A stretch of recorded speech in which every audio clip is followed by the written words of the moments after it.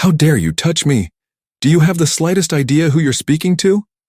The sharp voice cut through the hum of conversation inside the Waverly Room, Manhattan's most exclusive dining club. Heads turned, forks froze halfway to mouths. At a corner table, Evelyn Mercer, immaculate in her tailored ivory suit, stood over a black woman in a simple teal dress, her manicured finger stabbing the air like a weapon. "You don't belong here," Evelyn hissed, each word dipped in venom and something darker, the kind of poison that had been passed down through generations of exclusion. Without warning, her palm whipped across the woman's cheek with a crack that silenced the entire room. Gasps rippled from table to table. Some clutched their wine glasses, others raised their phones to record. And in that moment, no one could have guessed that this single slap, rooted in centuries of assumption about who belonged where, would ignite a chain of events that would ruin reputations, expose buried truths, and change lives forever. Before we dive deeper, let us know in the comments where you're watching from. We'd love to hear from you. And don't forget to hit that subscribe button so you never miss any of our upcoming videos. The woman in the teal dress didn't flinch. Her name was Grace Turner, and she had faced far worse than a wealthy socialite's public humiliation. Growing up black in a small Ohio town had taught her to navigate spaces that questioned her presence from the moment she entered them. But the sting on her cheek was nothing compared to the sting of the words that still hung in the air. Words that carried the weight of every "you don't belong" she'd heard in boutiques, country clubs, and classrooms where she'd been the only face like hers. Around her, the Waverly Room's candlelit glamour turned cold, every eye fixed on the scene unfolding. Grace's gaze didn't drop. She met Evelyn Mercer's glare with quiet defiance, even as the older woman leaned in, her perfume heavy with arrogance and the confidence that comes from never having to prove your right to exist in any space. "I will not have my evening ruined by some nobody," Evelyn declared, loud enough for the marble walls to carry her voice to the farthest corner. The words, "some nobody," carried extra weight when spoken over a black woman's head in a room like this. A room where membership had only recently opened to people who looked like Grace, and even then, only reluctantly. Grace could feel the tension pressing in. Judging eyes, whispered guesses, and the weight of a room wondering who she was and why she dared to sit here alone. She recognized the familiar mathematics of prejudice. Her skin color plus her modest dress, minus a visible white companion, equaled suspicion. None of them knew the truth. Not yet. An hour earlier, Grace had stood in front of her modest apartment's full-length mirror, holding that same teal dress against her frame. It wasn't new. It wasn't designer. But it was hers, and it had seen her through moments where dignity mattered more than impression. Job interviews where she'd had to be twice as qualified, parent-teacher conferences where some parents had initially questioned her credentials, and dinners with Michael's colleagues who still seemed surprised that he'd married someone like her. Outside, the autumn air was sharp, the kind of cold that bit through fabric. But Grace walked with purpose toward the black sedan waiting at the curb. Inside sat Michael Turner, her husband, watching her with that quiet admiration she could never quite grow used to. He was a white man who could have married into the most powerful families in New York, yet he had chosen her, the black public school teacher from a small Ohio town, whose grandmother had cleaned houses just like the ones his family had owned. Michael understood in the way that love teaches understanding, the extra armor she had to wear into spaces like the Waverly Room.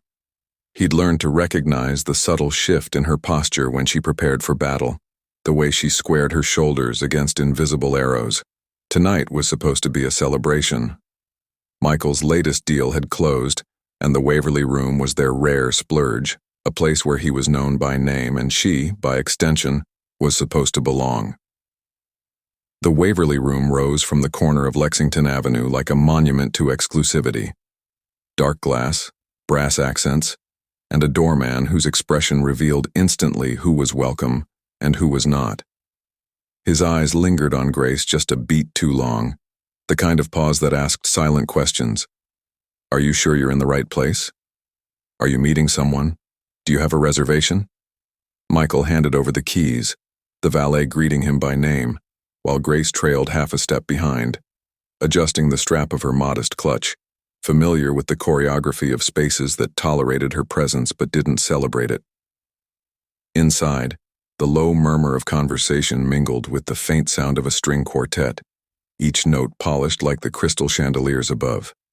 Their coats were taken, their reservation confirmed without hesitation. Michael Turner commanded that kind of treatment. But as they walked to their table, Grace felt the shift. It was in the quick, appraising glances from other patrons, the slight pause in a server's smile, the way two women at the bar leaned toward each other, whispering with the faintest smirk. She had learned to read these microaggressions like weather patterns, the way conversations quieted when she passed, then resumed with a different energy. The server who was perfectly polite but somehow less warm, the woman who clutched her purse a little tighter. She told herself it was nothing, but somewhere, she knew, tonight someone was going to test her right to be here. They had barely settled into their corner table when Michael's phone buzzed against the linen. One glance at the screen and his expression shifted, urgent, apologetic. "It's the London office," he said quietly. "I have to take this. 2 minutes." Grace nodded, watching him slip toward the lounge, already speaking in that firm, measured tone he used for negotiations worth millions. Alone now, she reached for her water glass, letting her eyes wander over the room's polished elegance. This was the moment she'd been dreading, sitting alone, unmarked by Michael's protective presence, vulnerable to the kind of scrutiny that questioned not just her dress or her mannerisms, but her fundamental right to occupy this space. She was tracing the intricate molding along the ceiling when she noticed a figure watching her from across the dining room. Evelyn Mercer sat among a group of immaculately dressed friends, her posture regal, her eyes fixed on Grace with the kind of look that strips a person down without ever touching them. Grace recognized the expression. It was the same look she'd received in department stores, at PTA meetings, in coffee shops in certain neighborhoods. It was the look that said, "I know what you are and I know what you're not." For a moment, Grace thought she must be mistaken, but then Evelyn's chair scraped back, her napkin dropped onto the table, and she began walking, slowly, deliberately, straight toward her. Grace's heart rate quickened, not with fear, but with the weary recognition of a confrontation she'd been preparing for her entire life. Evelyn stopped at the edge of the table, her shadow falling across the white linen like a stain. She didn't smile. Her voice, when it came, was clear enough for the nearest tables to hear. "I think there's been a mistake," she said, each syllable dipped in condescension, and something more dangerous. The entitled assumption that she had the right to police who belonged and who didn't. Grace looked up, puzzled but not surprised. She had expected this in the way that black women learn to expect these moments. "This is a members' dining room," Evelyn continued, tilting her head in mock concern. "And I don't believe you're on the list." The words carried the historical weight of exclusion. How many times had women who looked like Grace been told they weren't on lists, weren't in systems, weren't recognized by institutions that had been designed to keep them out? Conversations nearby faltered. A man at the next table glanced over his menu, his discomfort palpable. Grace's fingers tightened around her glass, but her voice remained calm. "I'm having dinner with my husband. He's just stepped away." She had learned long ago to keep her voice level during these encounters, to give no one ammunition to call her aggressive or difficult. Evelyn's lips curled, a smile without warmth. "Convenient," she murmured, the word dripping with insinuation. "A husband no one's seen. Tell me, dear." The word dear was weaponized, infantilizing. How does one even find their way into a place like this? The question hung in the air like a challenge, heavy with the implication that someone like Grace, a black woman, couldn't possibly belong here through any legitimate means. Grace set her glass down slowly, her eyes never leaving Evelyn's. She had faced this question in 1,000 forms. How did you get into that school? How did you get that job? How did you afford that house? How did you earn the right to exist in spaces we thought were ours? By walking through the front door, she replied evenly, her voice carrying the strength of generations of black women who had refused to shrink in the face of such challenges. A faint chuckle escaped Evelyn's throat, brittle and sharp.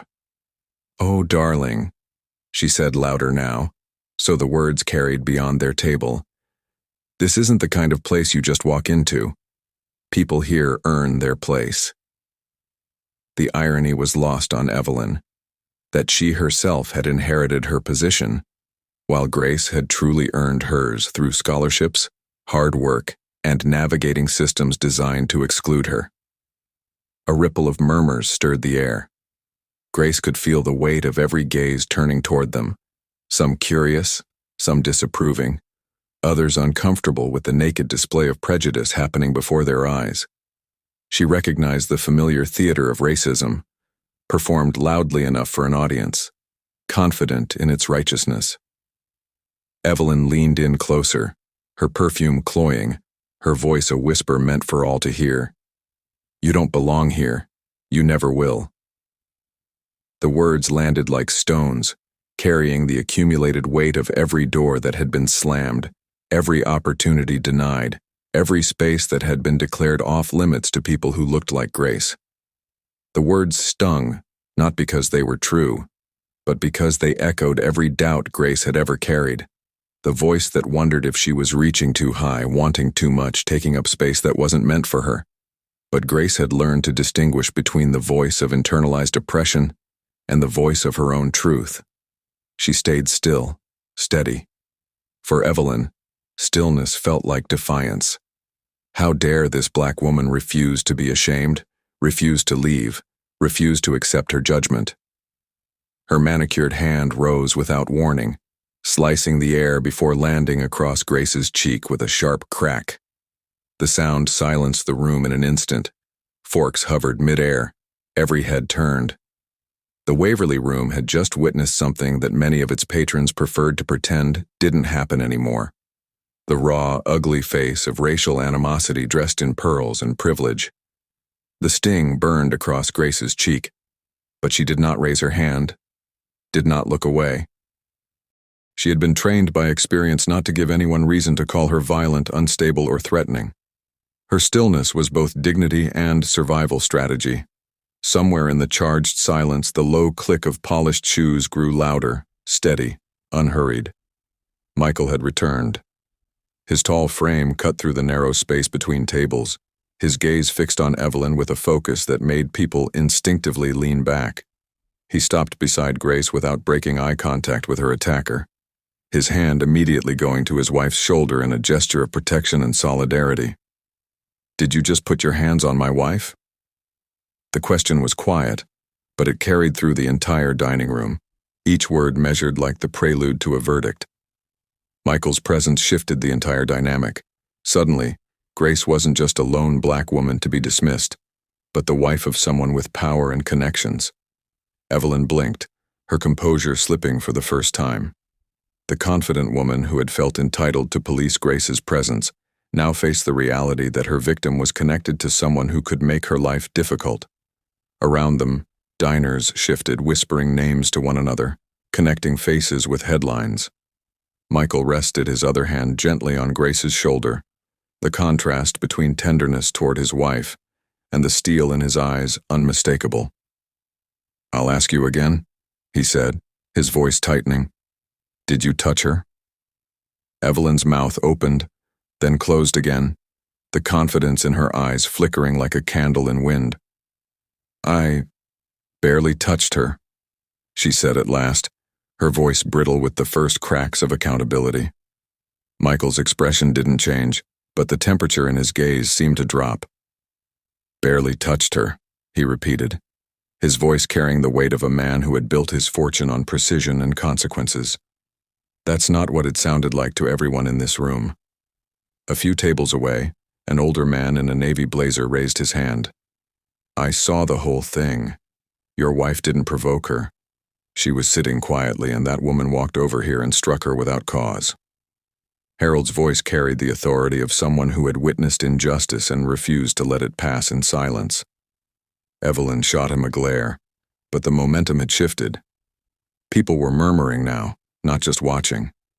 The narrative she had tried to control, that Grace was somehow the problem, was crumbling under the weight of testimony. The truth was no longer hers to bend. Michael took a step forward, still between Evelyn and Grace, his body language protective but controlled. "Mrs. Mercer, I know exactly who you are. I know about your family's foundation, your charity boards, your social standing. And I know this isn't the first time you've treated someone like they were beneath you simply because of how they look. But this will be the last." The threat was clear, delivered with the quiet confidence of someone who moved in circles that could make or break reputations. Evelyn swallowed, the sharp edges of her presence softening under the weight of every eye in the room, and the dawning realization that her actions would have consequences. "I didn't know she was your wife," she muttered, the words revealing the ugly truth, that in her mind, a black woman's worth was determined by her connection to white power rather than her inherent human dignity. Michael's voice sharpened like a blade finding bone. "So you admit you judged her by her appearance? That because she's a black woman sitting alone, she didn't deserve respect? That you felt entitled to assault her based on nothing but your own prejudices?" The words hung in the air like an indictment, stripping away the polite veneer to reveal the racism that had motivated the entire encounter. The silence that followed was heavy, pressing against Evelyn's spine like the weight of history itself. Grace finally spoke, her voice steady and clear, carrying the authority of someone who had survived worse and emerged stronger. "You didn't know I was his wife, but that shouldn't matter. You looked at me and saw a black woman alone, and you decided I didn't belong. You felt entitled to put your hands on me because you assumed I had no power, no protection, no value beyond what you could see." Her words cut deeper than any slap, exposing the calculation that had driven Evelyn's behavior. "If I had been a white woman sitting alone, would you have approached me the same way? If I had been a white stranger, would you have felt justified in striking me?" Evelyn's lips parted, but no defense came.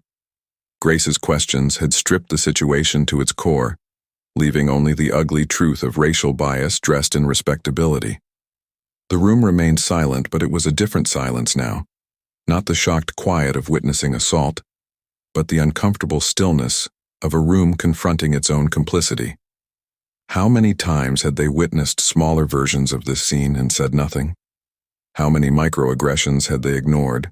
How many moments of exclusion had they allowed to pass unchallenged? Michael turned to his wife, his voice gentle but serious. "What do you want to do?" Grace looked around the room, meeting the eyes of strangers who had witnessed her humiliation, but also her dignity. She saw shame in some faces, recognition in others, and the dawning awareness that they had all been part of something larger than a personal dispute. "An apology isn't enough," Grace said, her voice carrying the weight of centuries of inadequate apologies for racial violence. "I want her to spend 6 months volunteering at a shelter or community program in a predominantly black neighborhood. Somewhere she'll see the faces of people she thinks don't belong. I want her to understand that dignity isn't determined by skin color or social status." The demand was both punishment and education, a chance for genuine transformation rather than empty words. Evelyn's shoulders slumped. "Fine," she said, her voice quieter than before. "I'll do it." But in her eyes, Grace saw the calculation, the instinct to turn even this into a performance, a photo opportunity for rehabilitation. "If you try to make it a photo opportunity," Grace added, her voice firm, "if you bring cameras or reporters or try to turn this into publicity for yourself, we'll make sure everyone knows exactly what happened here tonight and why it happened." The warning was clear: authentic change or complete exposure. There would be no middle ground, no redemptive narrative that glossed over the racial hatred that had motivated the assault. Michael placed a protective hand on Grace's back, guiding her gently toward the exit. The dining room was still hushed, the air charged not with the glamour it had held earlier but with something heavier. Awareness, discomfort, and the recognition that they had all witnessed something that would require them to examine their own assumptions.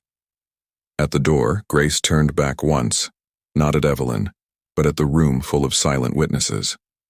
Her voice carried clearly across the space, a final challenge that would echo in their memories long after the evening ended. "Remember," she said, "dignity isn't earned by the color of your skin or the size of your bank account. Every person deserves respect, regardless of whether you think they belong in your spaces. And if you see someone being treated the way I was treated tonight, you have a choice. You can be complicit through silence, or you can stand up and say it's wrong." Outside, the cool night air wrapped around her like a balm, and she took a deep breath. Michael's arm came around her shoulders, solid and warm against the autumn chill. "You were remarkable," he said softly, his voice full of admiration and love. Grace managed a small smile, though her cheek still stung and her heart still raced with adrenaline. "I just didn't want her to think she could make me small. I didn't want her to believe that being black in that room made me less deserving of basic human decency." They walked away together under the city's glow, leaving the Waverly Room behind, along with every whispered judgment, every sideways glance, and the memory of a single slap that had become something much more, a reckoning with the racism that still lurked beneath the surface of polite society. By morning, the city had already chosen sides. A patron's shaky phone clip made its way from a private message thread to a neighborhood forum, and then to millions of screens, the sound of that single slap punctuating captions that ranged from outrage to excuses. Comment sections filled with tidy judgments and messy confessions, memories of being turned away seated near the kitchen, followed through a boutique. The video sparked conversations about racism in elite spaces that many had tried to avoid. Grace read none of it. She sat at their small kitchen table, hands wrapped around a mug of coffee she forgot to drink, listening to the clock count seconds that wouldn't hurry. The left side of her face still bore a faint mark where Evelyn's hand had landed, but the deeper bruise was to her sense of safety in spaces she'd worked so hard to access. Michael moved quietly around the apartment, making calls he didn't have to make, turning down interviews he didn't want, reminding himself that his wife's dignity wasn't content for public consumption. When the doorbell finally rang, it wasn't a reporter. It was Harold, the older man from the navy blazer, his name now offered like a simple bridge. "I'm Harold. I thought you might need someone to witness what really happened." He carried no camera, no notepad, only a folded statement he had typed at dawn and printed at the corner copy shop. He read it aloud in Harold's careful voice, each sentence steady as a handrail. He described the room's hush, the racially charged words that cut before the slap did, the way Grace held herself with dignity while being dehumanized. He didn't embellish. He didn't shrink from naming what he'd seen. A black woman attacked for having the audacity to exist in a space where her presence was questioned. When he finished, he looked up with kind eyes and asked if they would like him to bring his statement to the restaurant manager or to the police precinct, whichever made the path clearer. Michael thanked him and chose both. There are moments that fan out a person's courage into small, doable acts. Harold became the first domino, and the hallway outside their door felt different when he left, as if the building itself had decided to stand up straighter. The Waverly Room's manager called just after noon, his voice careful at first, then genuine. He acknowledged not just the assault, but the racial element that had motivated it. He admitted the staff's failure to intervene, their instinct to relocate the quieter guest instead of confronting the aggressor, and asked to meet face to face. Grace agreed on one condition: no cameras, no complimentary meals, no gestures that might minimize what had occurred. In a windowless office that smelled like starch and lemon oil. The manager listened while Grace spoke about the hidden toll of public racial humiliation, how it echoed every historical exclusion, every ancestor who had been told they didn't belong. She explained how the incident would follow her into other restaurants, other situations where she might hesitate to claim her rightful place. He took notes.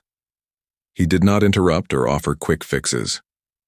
When he proposed a comprehensive plan, mandatory staff training on racial bias, a posted code of conduct with real consequences, and a clear protocol for addressing discrimination without punishing the victim, Grace nodded slowly. "Put it in writing," she said. And make sure your staff understands that dignity isn't a privilege to be earned. It's a right to be protected. Evelyn sent an apology through her attorney that read like it had been scrubbed of accountability. The words were careful, the responsibility distributed like thin butter over too much bread. Grace read it twice and set it aside. Words are easy when they cost nothing, she told Michael. Time and discomfort, those have value.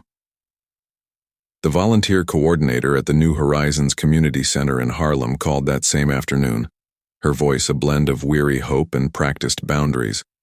The center served predominantly Black and Latino families, providing everything from job training to child care to emergency assistance. We can use anyone who shows up consistently, she said. We can't use anyone who treats this like performance art or penance tourism. The conditions were non-negotiable. No photographers, no social media posts, no requests for special recognition. Just hands and hours and patience with stories that don't wrap themselves in neat, redemptive packages. Evelyn agreed, then immediately asked which days attracted the fewest visitors, a question that revealed she still didn't understand the assignment.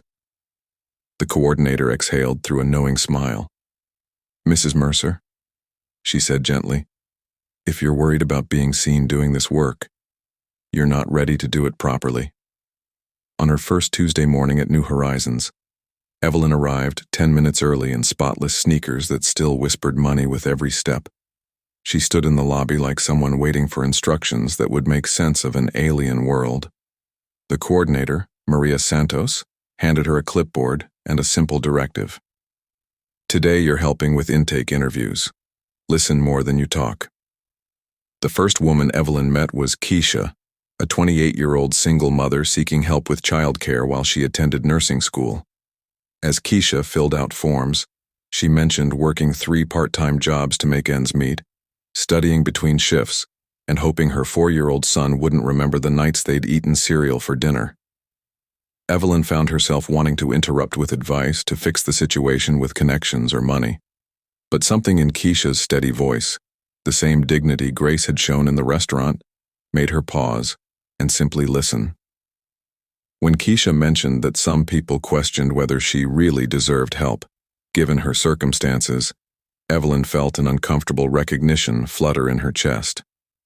By the 4th Tuesday, something had shifted. Evelyn no longer arrived looking like she was dressed for inspection. She learned to fold intake forms without creasing them, to make coffee that people actually drank, to answer phones without sounding like she was doing anyone a favor. More importantly, she learned names, not just first names grabbed from intake forms, but the fuller stories that came with repeated encounters. There was Ms. Dorothy, 73, who had raised 4 grandchildren after their parents died in a car accident, and still volunteered at the center despite her own struggles with arthritis. There was Miguel, who had lost his construction job after an injury, and was learning computer skills while his wife worked double shifts to support their family. There was 15-year-old Jasmine, whose essays about college dreams filled notebook after notebook, even though no one in her family had ever graduated high school. Each story chipped away at Evelyn's assumptions about who deserved help and why people found themselves needing assistance. She began to understand that poverty wasn't a moral failing, that struggling didn't mean lacking ambition, and that dignity could flourish even in the most challenging circumstances. One Tuesday in her 3rd month, Evelyn was sorting donated clothes when Jasmine approached hesitantly. Mrs. Evelyn, she said quietly, could you help me practice for my college interview? Maria said you know about that kind of thing. Evelyn looked up from the pile of winter coats, seeing not a charity case but a brilliant young woman who deserved every opportunity. Of course, she said. But first, tell me about the school. What draws you to it? As Jasmine spoke about her dreams of becoming a pediatric nurse, her face lit up with the kind of passion that transcends circumstances. Evelyn found herself genuinely invested, not as someone bestowing help from above, but as someone honored to witness such determination. Meanwhile, Grace had begun her own journey of healing and service. She started tutoring at a community center in her neighborhood, working with children who attended schools similar to the ones she'd grown up in, underfunded but full of potential. Every Tuesday evening, she helped 4th and 5th graders with homework, watched them wrestle with fractions and 5-paragraph essays, and saw in their faces the same curiosity and intelligence that existed in any classroom. One evening, a 10-year-old named Marcus asked her why some people thought black kids weren't as smart as other kids. Grace paused, remembering her own childhood questions, the way doubt could plant itself early and grow if left untended. "Some people make assumptions based on what they think they know," she said carefully. "But assumptions aren't truth. Your worth isn't determined by other people's limited imagination.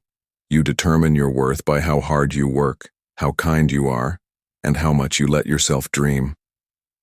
Marcus nodded solemnly, then returned to his math worksheet with renewed focus. Grace watched him work, thinking about how many brilliant minds had been underestimated, how many dreams had been dismissed, how many Marcuses needed to be reminded of their inherent worth. 6 months after that night at the Waverly Room, both women found themselves changed in ways they hadn't expected. Evelyn had completed her required service, but she continued showing up at New Horizons every Tuesday, then Thursdays too. She had learned to make her grandmother's apple cake recipe for the center's monthly birthday celebrations, had helped Jasmine practice for 3 college interviews, all successful, and had begun to understand that charity wasn't about giving from a position of superiority. It was about recognizing shared humanity. The center held a quiet volunteer appreciation dinner in a rented church basement, with folding tables covered in donated tablecloths and potluck dishes that tasted like home. No donors, no photographers, just volunteers and the families they served eating together and sharing stories. When called upon to speak, Evelyn kept it brief.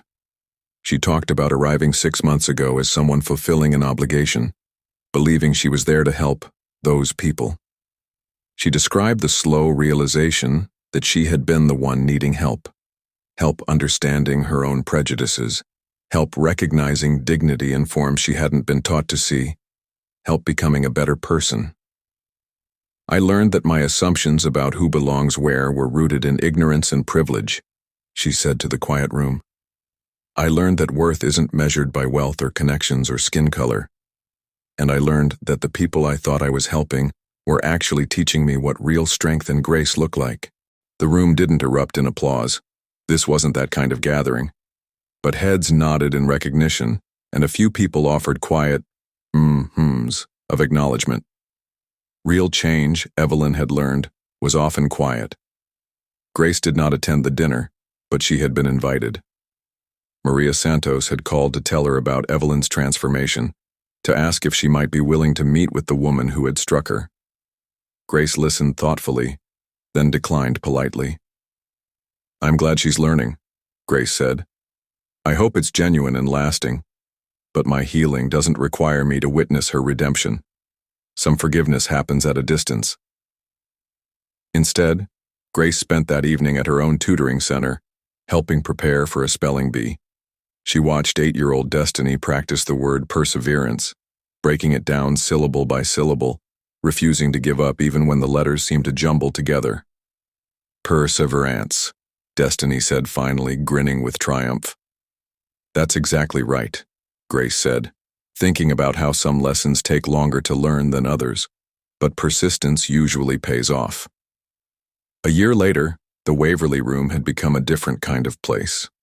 The staff training Harold had suggested had evolved into quarterly sessions on unconscious bias and inclusive service. The small brass plaque near the host station had been joined by a more prominent sign: "We welcome all guests with equal dignity and respect.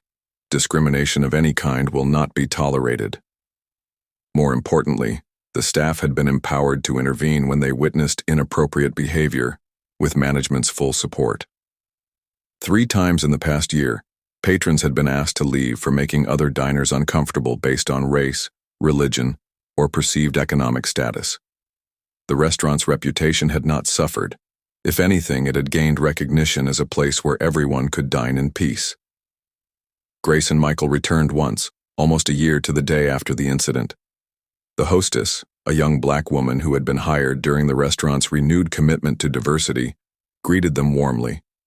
Their server, trained in the new protocols, was attentive without being obsequious. Harold was there again, at his usual table, and raised his glass in quiet acknowledgement when he saw them. The manager stopped by briefly, not to apologize again, but to show Grace a letter from another patron thanking the staff for intervening when someone had made inappropriate comments about her hijab. "Change ripples," Grace said to Michael as they walked home. "Not always as fast as we'd like, but it ripples." Evelyn continued her work at New Horizons, but she also began volunteering at a voter registration drive and joined a community group working to address racial disparities in local school funding.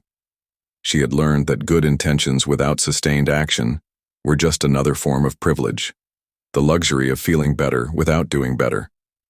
When Jasmine graduated as valedictorian and received a full scholarship to nursing school, Evelyn was in the audience, clapping with genuine pride. Later at the reception, Jasmine introduced her to her grandmother as Mrs. Evelyn, who helped me practice my interviews. "She's good people," the grandmother said, and Evelyn felt the weight of words she had never thought to earn before. 3 years later, no one would remember the exact date of the incident at the Waverly Room, but they would remember the lesson that kept finding new ways to introduce itself in restaurants, on sidewalks, in quiet offices where decisions get made about doorways and thresholds. A single slap cannot define a life unless we let it, but a single slap rooted in racial prejudice can illuminate the work that still needs to be done, the conversations that still need to happen, the courage that still needs to be summoned. A single act of standing one's ground cannot fix centuries of systemic racism, but it can fix the square foot in which you are standing, and that square foot touches another and another, until sometimes a room is different without bragging about it. Grace never forgot the sting of that slap, but she chose to remember more.